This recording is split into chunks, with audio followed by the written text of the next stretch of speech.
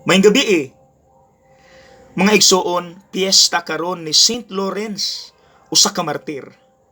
Ang iyang pagkamatay, sakit kaayo, pero maka-inspire. Ni ay usa ka opisyal sa Roma sa una, nga nagduda, nga naa daw gitaguan nga treasures ang simbahan. Iyang giingnan si Lawrence, ihatag nako ang inyong gitaguan diha nga treasures. Ingon si Lawrence, okay, tagai kog tulo ka adlaw, sir. Gitigom niya tanang pobre ug masakiton ug iyang gipresent ug niingon siya, kini sila ang treasure sa simbahan. Suko kaayo ang opisyal, mautong misugo siya. Imagine, sugbaon nga buhi si Lawrence. Unsa na kasakit, buhi pa ka pero giluto ang imong lawas. Pero tungod sa kalalom sa pagtuo ni Lawrence, halos wala niya mabati ang sakit. Nagpasiaw pa, paminawa.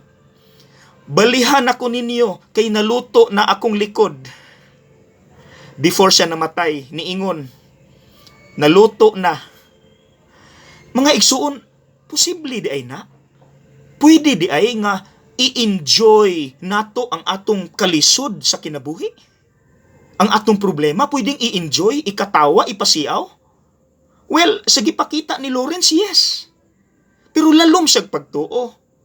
Pero na ako'y nailhan nga pare, 86 years old, ako saksi ko sa iyang pagka-prayerful ug kabuutan. Living saint. Pero ingon sila na daw siya ay sakit nga kanser. Pero sa among pag-istorya, dili nimo makita sa iyang katawa, murag walay sakit. One time nag-istorya mi, taod-taod, ang akong pamalandong, sa iyang kalalom sa pagtuo, kaya niyang ingnon ang Ginoo, Lord, dungagi pa akong sakit. Mga igsoon, makaingon ta na, Lord, dungagi pa akong problema. Yes, baliha ko kay naluto na akong likod. Yes, pero dapat lalom, mga igsoon, diha gyud unta ta mo focus sa atong pagtuo, dili sa ubang butang. Kana gyud unta atong pangandaman kay maunay mabili nato panahon sa kalisod. Mo nang atong iampo. Pirmi gyud ha, deep faith, Lord. Ikaduha, buhatan sab natog action gyud. Mo nang diha sa comment section, pangitaa ako ngalan, tuplo ka ang link ug na ako'y 7 ka buok i-suggest unsaon nga malig-on ang pagtuo.